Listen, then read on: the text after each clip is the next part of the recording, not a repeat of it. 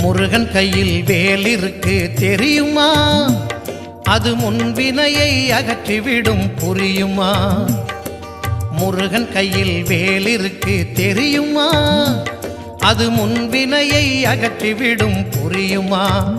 வேலை வணங்கி வந்தால் கிடைக்கும் பலன் கொஞ்சமா? தாளை பணிந்து விட்டால் விதியும் நம்மை மிஞ்சுமா? வேலை வணங்கி வந்தால் கிடைக்கும் பலன் கொஞ்சமா? தாளை பணிந்து விட்டால் விதியும் நம்மை மிஞ்சுமா? அந்த முருகன் கையில் வேல் இருக்கு தெரியுமா? அது முன்வினையை அகற்றிவிடும் புரியுமா?